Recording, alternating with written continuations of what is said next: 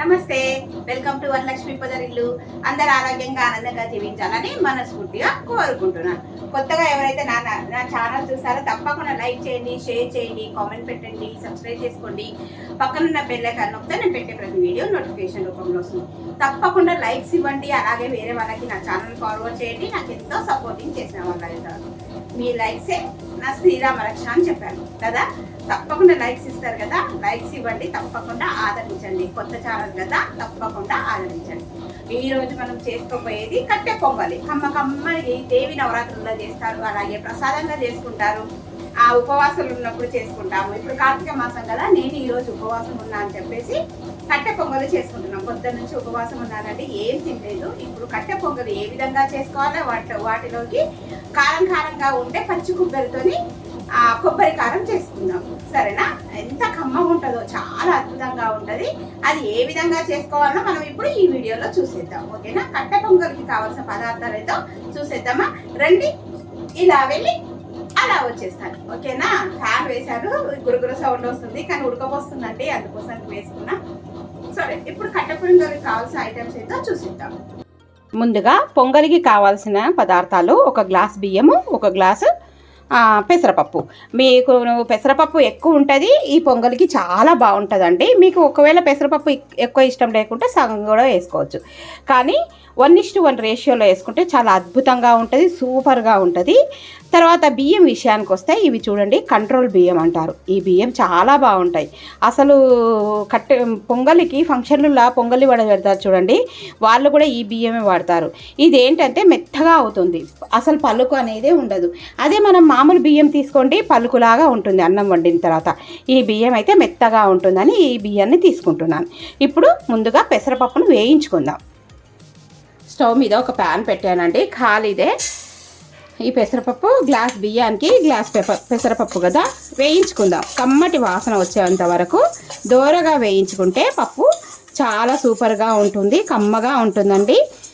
మీలో ఎంతమందికి కట్టె పొంగల్ ఇష్టమో నా కామెంట్ సెక్షన్లో తప్పకుండా తెలియజేయండి. చాలా ఇష్టంగా తింటారు. పిల్లలకు కూడా, చిన్న పిల్లలకు కూడా, ఈవెన్ 6 నెలలు దాటిన పిల్లలకు కూడా ఈ పొంగలి పెట్టొచ్చండి. వాళ్ళకి చాలా బలవర్ధమైన ఆహారం.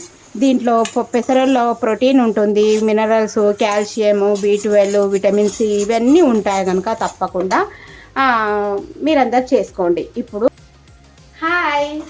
పెసరపప్పు మంచి వాసన వచ్చే వరకు వేయించుకుందామండి. చాలా అద్భుతంగా ఉంటుంది. ఫాస్టింగ్ టైంలో చాలా కమ్మగా ఉంటుంది. ఫంక్షన్ స్టైల్లో ఎలా ఉంటుందండి, కట్టె పొంగలి వడ పెడతారు కదా, సేమ్ అదే ప్రాసెస్ నేను ఇప్పుడు చేసుకోబోయేది.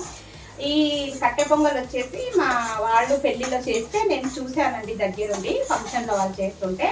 సేమ్ ఇదే ప్రాసెస్ చేసుకో, కమ్మగా ఉంటుంది అని చెప్పారు, అందుకోసానికే చేస్తున్నాను. ఎంత బాగుంటుందో దీంట్లో అల్లము, అలాగే పచ్చిమిరపకాయలు, ఎండుమిర్చి, జీడిపప్పు, నెయ్యి, మిరియాలు, కొత్తిమీర, కరివేపాకు చాలా బాగుంటాయి తెలుసా. గుమగుమలు, ఏ పచ్చడి కూడా అవసరం లేదు, ఒక్క కమ్మగా తినచ్చు. లేదంటే పల్లీల పచ్చడి, పచ్చి కొబ్బరి వేసి చేసుకోవచ్చు. లేదు అట్లా అంటే కొబ్బరి కారం కూడా చేసుకోవచ్చు, మన ఇష్టం, ఏదైనా చేసుకోవచ్చు. దోరగా పెసరపప్పు వేయించుకుందాం. కమ్మటి వాసన వస్తుందండి. పెసరపప్పు వేగింది లేదా అనేది మీకు దగ్గర నుంచి చూపిస్తాను నేను. అసలు చలికాలం లాగా ఉంది, కార్తీక మాసంలో ఎంతో చలి పెడుతుంది కదా, అట్లాంటిది ఎంత ఉడకపోస్తుంది చూడండి. నా ఫేస్ అంతా చెమటలు పట్టేస్తున్నాయి. మీలో ఎంతమంది కార్తీక స్నానాలు చేస్తున్నారు, పొద్దున్నే సూర్యోదయం ముందు ఎంతమంది దీపాలు వెలిగిస్తున్నారండి, తప్పకుండా తెలియజేయండి, ఓకేనా? ఇప్పుడు పెసరపప్పు వేగింది, మీకు చూపిస్తాను దగ్గర నుంచి. చూడండి, పెసరపప్పు ఈ విధంగా కొద్దిగా కలర్ వచ్చింది కదా, వేయించుకోండి. ఇప్పుడు మనము ఈ పెసరపప్పులోనే ఈ బియ్యం కూడా కలిపి ఒక్కసారి ఇలాగ కలిపేసి శుభ్రంగా కడిగి కుక్కర్లో ఉడకబెట్టుకుందాం, ఓకేనా? ఇప్పుడు ఒక బియ్యానికి 1:4 అంటే ఒక బియ్యానికి 1, 2, 3 నీళ్ళు పోసుకోవచ్చు మెత్తగా కావాలనుకుంటే, ఓకేనా? ఇప్పుడు మనము వాటర్ పోసి శుభ్రంగా కడిగేసుకుందాం. ఇప్పుడు చూడండి, ఈ కుక్కర్లోనే మనం కడిగి పెట్టేసుకుందాం. ఇప్పుడు నేను ఈ బియ్యాన్ని కుక్కర్లో పోసి బాగా వాష్ చేస్తాను 2-3 సార్లు, ఓకేనా? కడిగేసుకుందాం బియ్యాన్ని శుభ్రంగా ఇలాగా కడిగేసుకుందామండి. బాగా 2-3 సార్లు తెల్లగా కడిగి పెట్టుకుందాం. పెసరపప్పు, బియ్యము చూడండి ఎంత దుమ్ము ఉందో, కడిగేసుకుందాం శుభ్రంగా. ఇప్పుడు వాటర్ పోసుకుందాం. బాగా శుభ్రంగా కడిగిన కదా, గ్లాస్ బియ్యానికి 2 గ్లాసుల నీళ్ళు, అలాగే గ్లాస్ పప్పుకు 2 గ్లాసుల నీళ్ళు. ఇంకా మెత్తగా కావాలంటే మనము ఎక్కువ కూడా వేసుకోవచ్చు. నేను 5 గ్లాసుల నీళ్లు పోసేసి కొద్దిగా ఉప్పు వేసి స్టవ్ మీద పెట్టేస్తాను. ఉప్పు వేద్దాం. చూడండి, చక్కగా ఉప్పు వేసేసి మూత పెట్టేసుకొని స్టవ్ మీద పెట్టేసుకోవచ్చు అండి. నానాల్సిన అవసరం లేదు. ఇప్పుడు స్టవ్ మీద పెట్టేస్తాను. మీ ఇష్టం, కావాలంటే కూడా నానబెట్టుకోవచ్చు. చూడండి, స్టవ్ వెలిగించాను. స్టవ్ మీద కుక్కర్ పెట్టేస్తున్నాను. ఇప్పుడు విజిల్స్ వేస్తాను. విజిల్ పెట్టేసుకుంటే మనకు ఇవి వేరే విజిల్, ఇది పెట్టేస్తా. ఇప్పుడు 3 విజిల్స్ రానిద్దాం మెత్తగా అయ్యే వరకు. ఓకేనా? చూడండి, విజిల్స్ వస్తున్నాయి.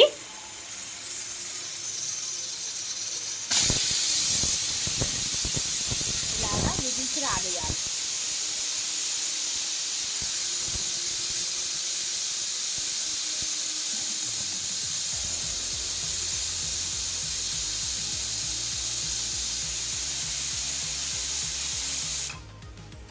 ఇలాగా 4 విజిల్స్ వచ్చాక స్టవ్ ఆఫ్ చేసుకుందాం. ఓకే?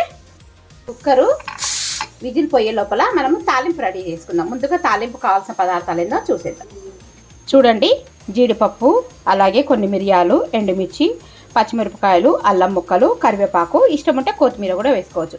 ముందుగా తాలింపు రెడీ చేసుకుందామండి. కమ్మటి తాలింపు నెయ్యితో వేసుకుందాం.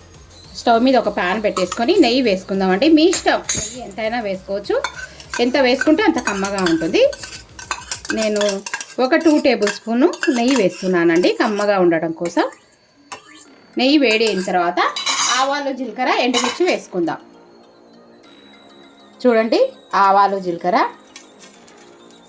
అలాగే ఎండుమిరపకాయలు, జీడిపప్పు, తర్వాత మిరియాలు, పచ్చిమిరపకాయలు, అల్లం ముక్కలు ఇవన్నీ వేసి కొద్దిగా వేయించుకుందాం. దూరగా వేయించుకున్న వరకు మనకు అది చల్లారుతుంది. ఏది, మనం కుక్కర్ విజిల్ పెట్టుకున్నాం కదా, దూరగా వేయించుకుందాం. బాగుంటాయండి, కమ్మటి వాసన వస్తుంది. నెయ్యి కదా, గుమగుమలాడిపోతుంది. ఇవన్నీ వేయించుకుందాం చక్కగా. జీడిపప్పు ఇవన్నీ వేయించుకుందామండి, మంచి కలర్ వచ్చేదాకా. వావ్, వాసన అద్దిరిపోతుంది, ఎంత బాగుందో. ఇప్పుడు కుక్కర్ మూత తీసేసుకొని ఇవన్నీ వేగిన తర్వాత మనము వేసేసుకుందాం. రైస్లో పొంగలి ఉంది కదా, కట్టె పొంగల్తో వేసేసుకుందాం. బాగా వేగనిచ్చాలి. మీకు దగ్గర నుంచి చూపిస్తాను ఎలా వేగినాయి అనేది. మీకు ఒకవేళ నెయ్యి నచ్చకపోతే నూనె కూడా వేసుకోవచ్చు, మీ ఇష్టం. ఓకేనా? మీకు ఇవి వేగినాయో లేదో చూపిస్తాను రండి. చూడండి, వేగుతున్నాయి. నేను సిమ్లో పెట్టాను, ఎందుకంటే అది కూడా ఆవిరిపోవాలి కదా అని. అల్లం ముక్కలు మనం వేసుకునేటివి. ఇప్పుడు కరివేపాకు వేసుకుందాం. కరివేపాకు వేసుకున్నాక ఇంగువ కూడా వేసుకుందాం. ఇది కూడా చిటపటమనాలి. చూడండి, నెయ్యి వేసాం కదా, నురుగు నురుగుగా ఎలా వస్తుందో. కొద్దిగా ఇంగువ వేసుకొని పాలు పోసుకుంటే కూడా బాగుంటుంది అని అంటారండి పొంగల్లో. బాగా ఎక్కువ క్వాంటిటీ చేసుకున్నప్పుడు పాలు పోసుకోవచ్చు. చూడండి, జీడిపప్పులు ఇవన్నీ వేగినాయి కదా, ఇప్పుడు కొద్దిగా ఇంగువ వేసుకుందాం. బాగుంటుంది ఇంగువ వేసుకుంటే. ఇంగువ వేసేసి స్టవ్ ఆఫ్ చేసుకుందాం. ఓకేనండి, స్టవ్ ఆఫ్ చేశాను. ఇప్పుడు ఇదంతా మనము ఉడకబెట్టుకున్న పొంగల్లో వేసేసుకుందాం. ఇప్పుడు కుక్కర్ మూత తీసేస్తానండి. చూస్తాం ఎలా ఉంది. వావ్, చూడండి, మెత్తగా అయిపోయింది కదా. ఘాటు ఒకసారి ఇలాగా కలుపుకుందాం. చూసారా ఎంత మెత్తగా అయిందో. మీకు ఇంకా కొద్దిగా లూజ్గా కావాలంటే వేడి నీళ్ళు కూడా పోసుకోవచ్చు. ఇప్పుడు తాలింపు వేసుకున్నది దీంట్లో పోసేసుకుందాం. కట్టె పొంగలి, కమ్మని కట్టె పొంగలి రెడీ అయింది. వావ్, చూడండి ఎంత అద్భుతంగా ఉందో. ఒకసారి మొత్తం కలుపుకుందాం, ఘాటు వస్తుంది. చూడండి, కలిపేసుకుందాం. ఎంత బాగుందో, సూపర్ టేస్ట్ అనిపిస్తుంది. చూడండి, వేడి వేడి కట్టె పొంగలి రెడీ. జీడిపప్పులు దీంట్లో, అలాగే ఉప్పు, పచ్చిమిరపకాయలు, జీలకర్ర, తర్వాత ఇవన్నీ ఉన్నాయి కదా. చూడండి ఎంత బాగుందో. ఇప్పుడు సర్వింగ్ బౌల్లో అమ్మవారికి కానీ ఇంట్లో దేవుడికి నైవేద్యం పెట్టేస్తానండి. పెట్టేసినాక సర్వింగ్ బౌల్లో వేసుకుందాం. ఇప్పుడు ఈ పొంగల్ని మనము ఒక బౌల్లో వేసుకొని సర్వింగ్ చేసుకుందామండి.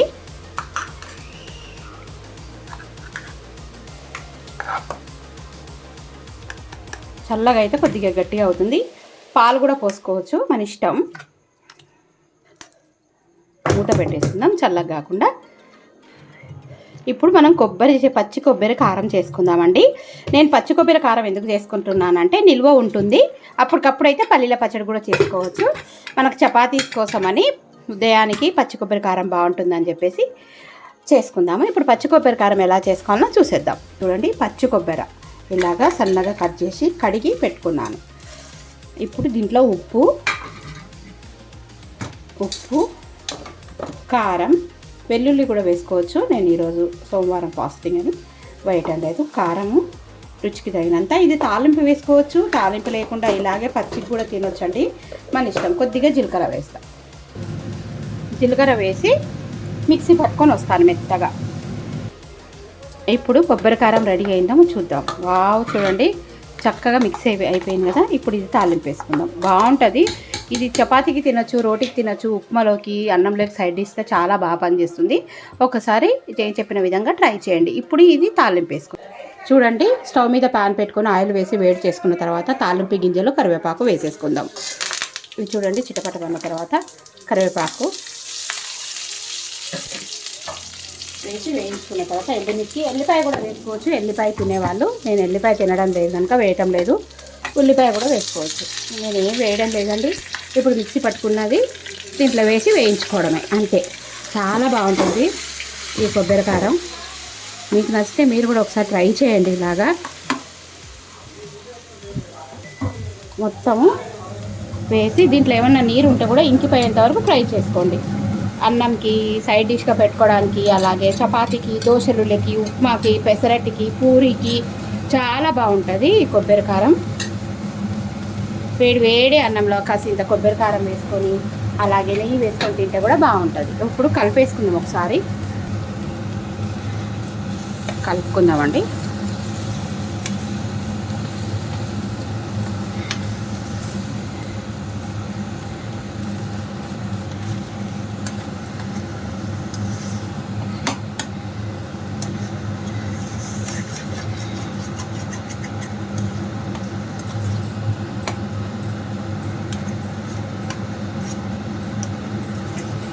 చింతపండు ఏం వద్దండి, 1 or 2 days ఉంటుంది చింతపండు. అలాంటివి ఏం వేసుకోవద్దు. కొబ్బరి కారం అంటే మీకు కారం ఎక్కువ కావాలంటే ఎక్కువ వేసుకోవచ్చు, తక్కువ కావాలంటే తక్కువ వేసుకోవచ్చు, యువర్ చాయిస్. మైల్డ్గా ఉంటేనే బాగుంటుంది. కొద్దిగా మగ్గనిద్దాం. ఇది కూడా మూత పెట్టేసుకుందాం. మూత పెట్టి మగ్గనిద్దాం. ఒకసారి మూత తీసేస్తానండి, కలుపుకుందాము. చూడండి వేగిపోయింది. స్టవ్ ఆఫ్ చేయండి.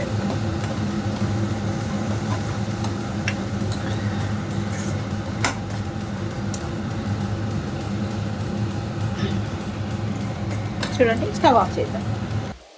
ఇప్పుడు పచ్చి కొబ్బరి కారం రెడీ అయిపోయింది. మనము పొంగల్లో వేసుకుందాం.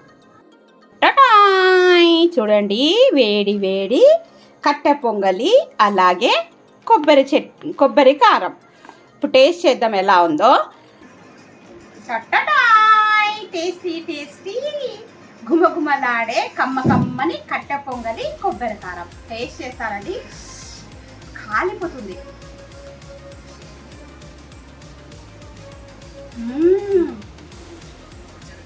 ఉత్తరే చాలా అద్భుతంగా ఉంది, కమ్మగా ఉంది. ఇంకా ఈ కొబ్బరి కారం వేసుకుంటే ఇంకా బాగుంది.